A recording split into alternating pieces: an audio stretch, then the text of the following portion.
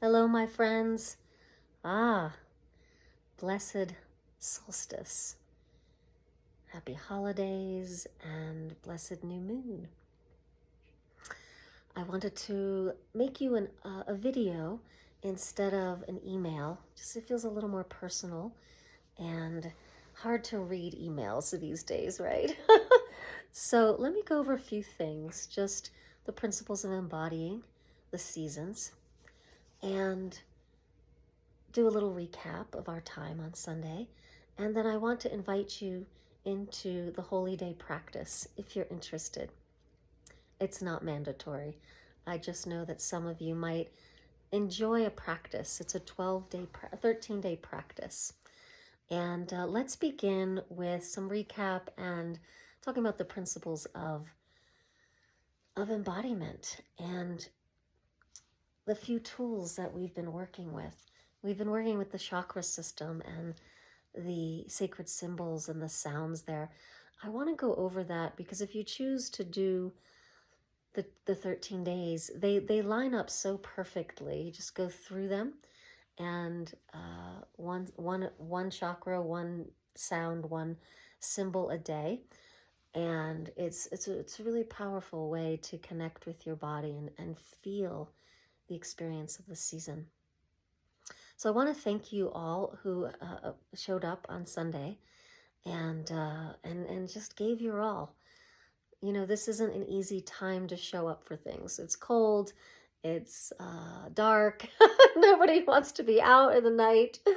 I chose for us to be in the night because it is such a practice of the darkness. And some of the practices, the sequence we did, which I'll go over that in a second, really was to help us to rest into the darkness and to really be with the challenges that arise at this time. And I want to thank everyone for really being so kind and open and loving to each other as we navigated some emotional things that occurred. I don't want to get into that so much, but I just do appreciate when our humanity rises up, when any kind of conflict or challenges arise in the space. It's really, we're in it together. And I want to invite us all to trust the process and ask for what you need and do follow-up conversations and whatever you need to do to honor what occurred and harvest the best teachings and guidance and healing and support for that experience. Winter time is a powerful time, and embodying it, staying present and interrupting moments of disassociation is brave, and it also can bring things up in the space, in your own experience. So this journey, we're in right now, the darkest time, it's stark, and we tend to come face to face with things that we haven't seen or felt in a while, or things that we've been avoiding, and we tend to maybe not get as much rest, or we have some worry, or there's a busy time. And the fellowship, being with each other, is very helpful, and being present with ourselves. So let's talk a little bit about the principles of embodiment, specifically for winter and all of it. But the first chakra is the circle, the sound UH, and that's to help reconnect everything.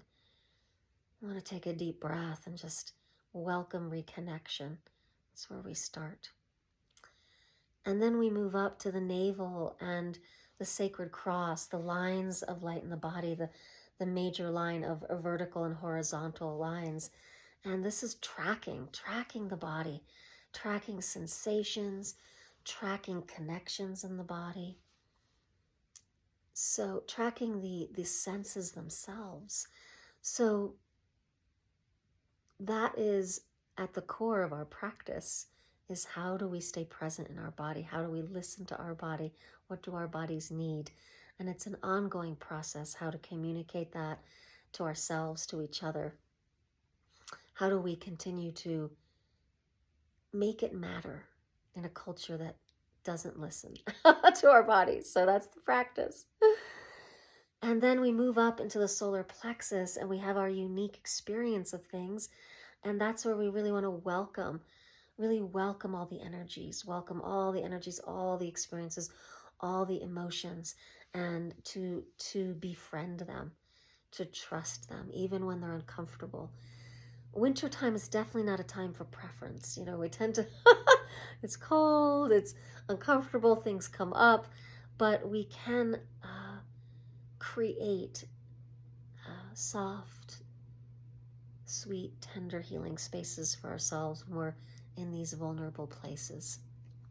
So solar plexus, really welcoming all the energies. Now we get to the heart. This is being with other. This is attuning to the environment, to other people, to the fellowship, to the friends, to community. We did such a good job of that on Sunday. We created a safe space for things to arise, and some of them being challenging. And I really was so impressed with the honesty that emerged, the fellowship and community that emerged to support each other. And that, to me, is the medicine of this season.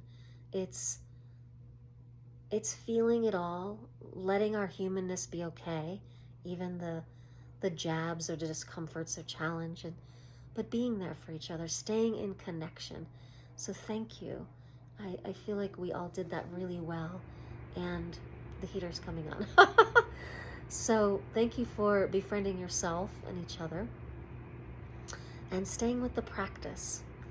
So the heart center is all about that, is staying in the heart of connection, even when we get our feelings hurt, even when there's challenge, even when we're tired, is, you know, finding the attunement with other, with circumstance, with the polarity of ourselves. So what is being brought to our attention that's maybe not easy, or maybe worrisome or agitating or frustrating. So staying in connection. So that's the heart center, and feeling that fully in this space. And this is where we move with the figure 8 and the sound ah. I'm sorry, I think I forgot the other two. So the first one is circle with the UH, the and we move to the navel, and that's the ooh, and with that sacred cross that we talked about. The solar plexus, where we are welcoming the energies, is the spiral. So we unravel our body. The heart is the figure 8. We learn to give and receive simultaneously. Be in challenge, but also stay open and kind and connected in the same moment. Then moving up to the throat, and that is owning our experience. The throat chakra is all about communication. It's about breathing in, breathing out. It's being in relationship. To do that, we have to make our claim that we are present and part of what we're experiencing. Owning our experiences, communicating, asking what we need, sharing our experience, sharing how we feel, understanding and communicating, you know, how we have contributed to the experience. So that's all about the communication and finding our voice, and feeling that concentric circles there of how we bring energy in to feel and then out to communicate. So really working with that expansion and contraction in the body. And we do this so slow in the winter time. That's the sound I, and really letting the space elongate and moving with so much attention, just attention on yourself, your experience. And then we move up and to our third eye, and this is where we again feel that interconnectivity and that sense that the whole universe is a mirror. Every human being, everything we see and feel, it's all a mirror. Everything outside of ourselves is a mirror of ourselves and our internal world. The microcosm within is being seen in the macrocosm outside of us. So the third eye movement practice and feeling practice, especially in winter, is slowing things down and feeling that mirroring with the universe and taking it in, meditating on that midbrain and just reveling in seeing ourselves, seeing our experience in everything, and vice versa, knowing that we are a part of somebody's growth and experience as well. It's powerful, and that's where we have the triangle with the circle in the center, the sound A. And then at the crown, we have the petals of the lotus, and this is where we pause and take silence and allow the energy of our body to rise and flow out like a waterfall and ground into the earth, and taking pause and silence with that. Really, everything that's been challenging, everything that's been beautiful and touching and nostalgic, just taking it all in and letting yourself have a moment of silence, of reverence with it all. And that's the high E. So these are the principles, and it was a lovely class. Remember your restorative yoga, you have the sheets with those, and really important to feel your body laying on the earth and laying your belly on the earth. So those restorative positions, if they're hard for you to get in, just make sure you find a way, if you want to use these to support your embodiment of the winter. These, they work together. So if it's hard to do the child's pose, just prop yourself up in some way where your belly can really make contact to the floor, the earth, and then vice versa with the belly up as well. You know, we got to do a wonderful practice with the stones, and we went with the zodiacal signs with each of the standing stones, and we let the stones be our teachers. And we felt the variety of the dance of stillness, the energies and wisdom of stillness that each stone and zodiacal sign had for us. So I wanted to remind you of that, because remember the 12 variations of the stillness, the dance of stillness. You might want to bring that in to your month. And if you weren't at the practice, you can imagine, you can try it on. So I think the last part of recap is that, again, I want to invite us all to trust the process, and this shamanic journey is trusting that everything on the journey is a contribution to our growth. It doesn't mean it's easy. It doesn't mean that maybe there's words that need to be said, repair, connection, conversations, but trusting what's coming up is, at this time of year of winter, is coming up for our own personal growth.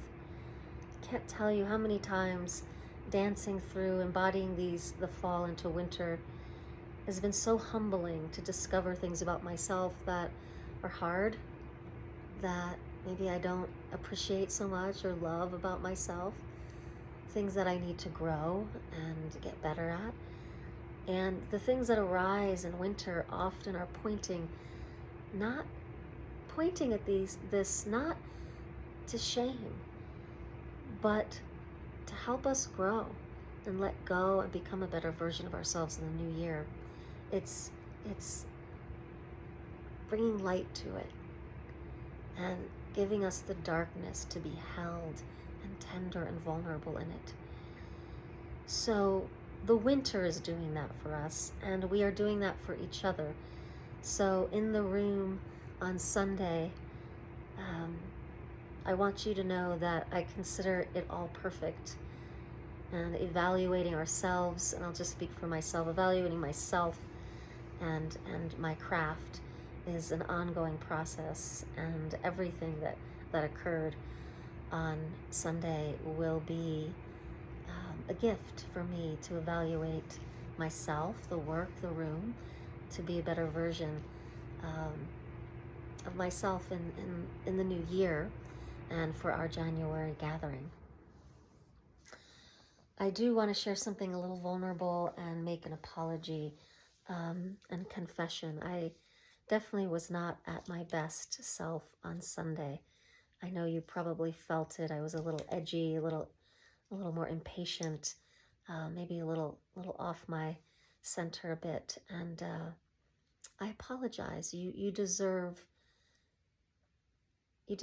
my fullness, my wholeness, and my full capacity, and I promise to bring that in January. I definitely felt stretched by the time we had to, by the time I got to our journey. Some things started to pile up unexpectedly, unplanned, with some health conditions. And I want to tell you what's going on, and please don't worry, I'm going to be fine, but there's been some evidence of aneurysms in my family, and some concern that it had possibly been handed down to me. And so I had a brain scan on Saturday, and it really was supposed to be just a quick and easy thing, but I'm very sensitive, and it took a lot out of me, and I had to do it on Saturday because it was like a timing thing. That's what they had. We're trying to get these tests done before I leave the country. So my brain scan came out positive. There are no aneurysms there, and that's really a great relief because I have had a lot of brain injuries, and I was nervous. I was very nervous. So we found out on Monday that is clear, and now I have some heart scans and scans of my body to find out more about what's happening in my heart and that realm. So it's a little nerve-wracking. I had a really full weekend with 3 solstice events, and I overdid it, and I apologize. I really apologize for any impatience or edginess that you felt from me. You deserve better. And I also trust my humanity, and I trust us being in the room together. But part of trusting what arises is tending to what arises. So for me, the tending is just kind of coming clean, letting you know there was a lot going on, 3 different events that got piled up on the last minute. It wasn't the best plan for that, and it wasn't the initial plan, and I had to prepare for a move unexpectedly. It was just a lot of things to move on Monday. So please accept my apology, and know that I plan on being very protective of our last gathering in January, and really taking good care and showing up in my best way for January. And speaking of January, I'd like to know if you would prefer to meet a week earlier, and if you would prefer to meet in town. It came to my attention that some people find it difficult to go up to Star House in the winter, and also would like to meet earlier. That some people earlier in the month. So let me know if you prefer that, and I'm looking for another space, and I think I might have one, a beautiful space. So let me know. And I'd like to move on now to invite you to the Holy Days practice. And you have a worksheet that I sent you in your packet This is a practice I've done for many years. It comes from the Rudolf Steiner Waldorf traditions. And it's a practice of reflecting on the months of the year and creating an oracle for that month. So it connects, each day connects with a month. For example, we begin the practice at sunset on the 24th. So each new day of the practice starts at sunset. So today when you get this, the invitation will be to start at sunset, and this would be the month of January. January, reflecting on last January and all that occurs in your dream time and your creative process is an oracle for this January.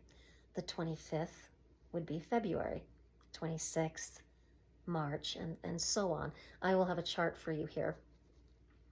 So my suggestion, what I do for the embodiment of winter time, is each day I will work with one of the chakras and the symbols and the sound and these principles of connection and tracking the body and welcoming my emotion and feeling into how to attune with what is, and taking responsibility for my life, and seeing the mirrors in my life and dancing and moving with that. Simple exhale practice, keep it a stillness dance, turn the lights out, dance in the dark with a candle, and really it can be one song from your playlist. Any playlist. You've got several now. So that's the invitation. The tradition of the practice is the dreaming. When you go to sleep, have the journal page right next to you when you wake up, and whatever happens in your dreams is giving you information to that month. I like to dance because for me, I get a lot of information, and it's like an oracle space when I dance with that kind of intention and ask the question. Remember to ask the question. So again, it's really kind of a culmination of a great many things: the chakras, the symbols, the sounds. You're welcome to bring the zodiac. We're bringing the zodiac in with each of the months, and you can remember, if you were at the dance on Sunday, how each zodiac stone helped you really feel that wisdom of that month. So if you can go back and feel that, or if you have notes, that might help as you reflect and create oracle for each month.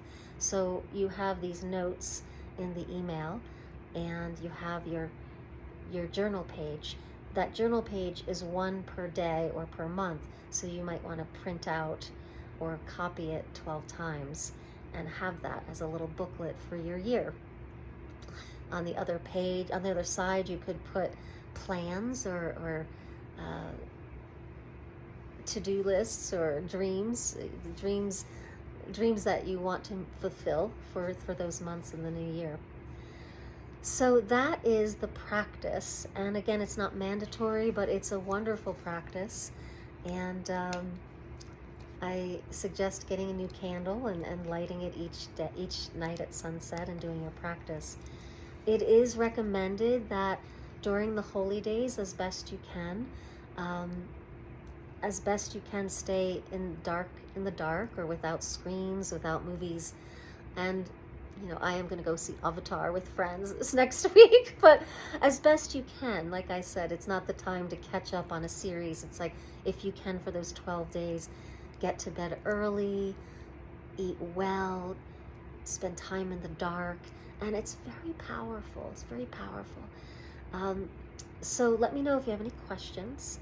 And again, you begin with January tonight, and enjoy yourself. It's a wonderful practice, and I'm really looking forward to the renewal I know we will all feel in January, and coming together for the new year in January, our January meeting. So again, I thank you all for being on this journey, for being brave and being human, and embodying the wisdom of the season. Let's take a moment to just gaze at this candle together and take a pause, this sacred pause, to feel the turning of the wheel, the blessing of having a body, a temple of light.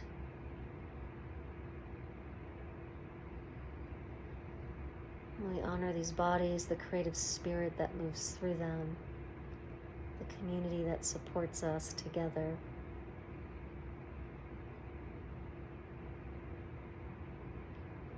We welcome the new moon to deepen us into our deep core, our own inner darkness, to feel and remember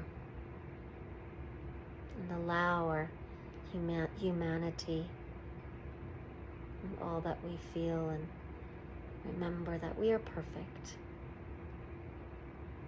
We are all perfect, doing our best and moving through a very potent threshold of being grown on a soul and cellular level. So bless that process and bless you. I'm so grateful for each one of you. Have a beautiful holiday season, and we'll see you soon. Please let me know how you prefer January, and bless your holy days.